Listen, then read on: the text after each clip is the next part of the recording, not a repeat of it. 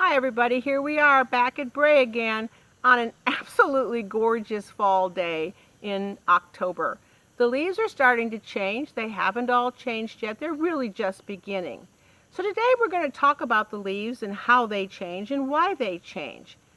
When I was looking for a book, I remembered my red maple tree in the front yard, and I remembered a book about red maple trees that I have always liked and read to my own children and to my own classroom when I was teaching full-time.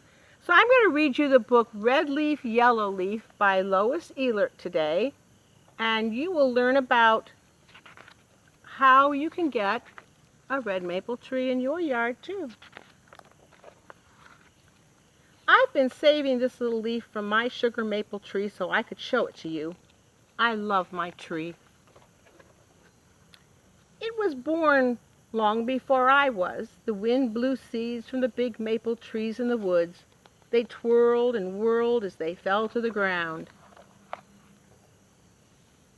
Seeds the squirrels didn't find lay sleeping among the leaves until they were covered with snow. When spring sun warmed the seeds, they sprouted and sent roots down into the soil. Tiny leaves unfolded on their stems. I think my tree would have been happy to stay there forever. But one day, nursery workers came to the woods to collect the tree sprouts.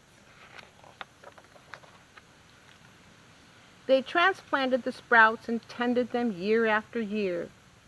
Just as the trees were settling in, they were measured, marked, and uprooted again. Each ball of roots was wrapped and tied with twine. My tree was loaded onto a truck filled with other trees and delivered to the garden center.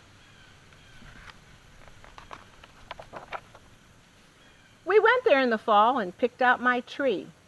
Dad had a hole already dug waiting for it.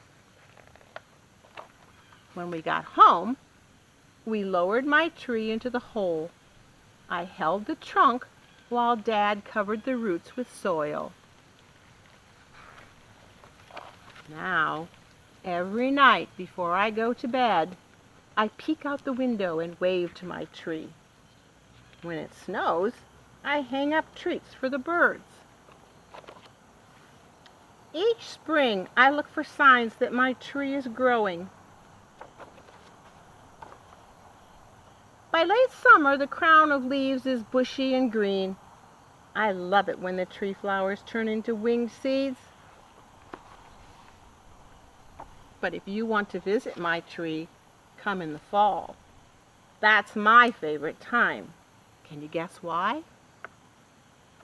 It's because the tree leaves turn beautiful colors. My sugar maple and my red maple both turn bright red colors. Sometimes they turn yellow. It depends on the weather as to how deep the red is or what the color is. It made me think of, and I have dropped one of my pictures. Okay. So I went and looked up my pictures of my red maple, and here you have what it looked like early in the spring, and it's even red then because this is when the flowers were blooming. And a little while later, even before or as the leaves began to come onto the tree, you've all seen helicopter seeds. We all love helicopter seeds. They come on my red maple too. And then I went out to look at my tree this fall, and you remember the book that we made last month? Well, I went out and got a red leaf from my red maple, and I put it in here. And you can do that too. If you find that you're finding something more from your trees that you rub the bark on, go ahead and put it into your tree book. It's your book to do with as you would like to remember your tree.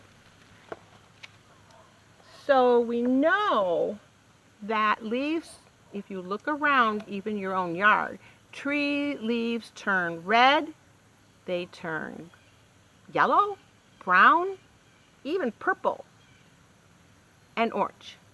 But why do they do that? What makes a tree leaves turn colors? That has an awful lot to do with the job that each leaf has on the tree. The leaf's job is to make food for the tree. The leaf makes the food that the tree will use all year to stay strong and healthy. Inside of each leaf is something called chlorophyll. Each of these green leaves is full of chlorophyll. Chlorophyll is a pigment, and when it mixes with the warm sunshine that shines on the leaves and water that comes up from the roots, through the trunk, along the branches, through the veins, into the leaf, and a gas called carbon dioxide, which you can't see, it's in the air here, but you can't see it, you can't smell it, mixes all that together and makes the sugars and the starches that are the food for the tree for the whole year. The chlorophyll isn't the only pigment that's in the leaves. There's also red, orange, purple, brown, and yellow pigment in the leaves. In the fall, at this time of year, when the days get shorter and the temperatures start to go down, chlorophyll doesn't have any work to do anymore. It's done making the food for the tree, and so it begins to disappear. And as it goes away, these other pigments get to show. And those pigments that are left in the leaf after the chlorophyll is gone is what gives the leaves their beautiful fall colors that we love to look at all the time. There's another way to see this that makes it a little easier to understand. There is an experiment that I found that you can do too. We're going to attach a link for you to find it, where we can show that the leaf has more color than just the green you see. So here is a glass, and in the glass I have just a coffee filter. I took some leaves from my red maple tree and I crumbled them all up and I squished them as much as I could, and I kept squishing them because you got to make them really, really fine. And so you grind them up the best you can, and you take and you make a funnel shape out of your white coffee filter. I tried it with a brown coffee filter, didn't work as well, so use a white one. And you put just a bit, don't put too much because I've done that too and it doesn't work as well. Put some alcohol, just plain ordinary rubbing alcohol that you can buy at your local store, in the bottom over top of the crushed leaves. The experiment's going to tell you to save that and let it sit for about 12 hours. That's not enough. This has been sitting in here for about 3 days. And if I take it out and I open it up, you can see what I said. Remember I said green isn't the only pigment in that leaf? Well, it's not. You can even see some yellow as it goes up the filter, all the way to the top, where the red literally went all the way to the top, and it should go all the way to the top, the brightest color. So that's that one. That's my red maple. I also did another one, and I honestly don't remember what tree this was from, but it doesn't have red pigment in it. It's mostly just brown and yellow, and you can see that too. So it's a kind of cool experiment, and it really does show that there are more colors in every leaf all year long than just the red we're used to, or just the green we're used to.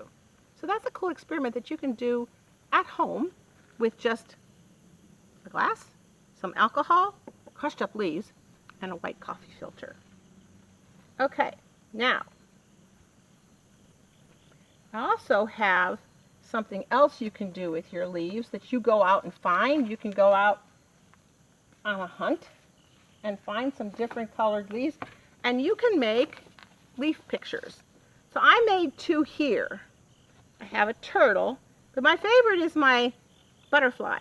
Now, these are not each just 1 leaf. I took a big sycamore leaf and I cut it down the center to make the 2 wings. You could use 2 different leaves if you wanted to, but I thought this was kind of pretty this way.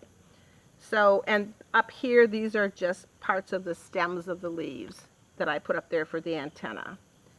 So take Mom and Dad out, or go out yourself and find yourself some colored leaves and make a picture of some animal. But make sure it's an animal you would find in the woods or in the forest or in your backyard. Wherever you find your leaves, make an animal that would be found in that place, like a butterfly or a turtle or a squirrel. Okay? So,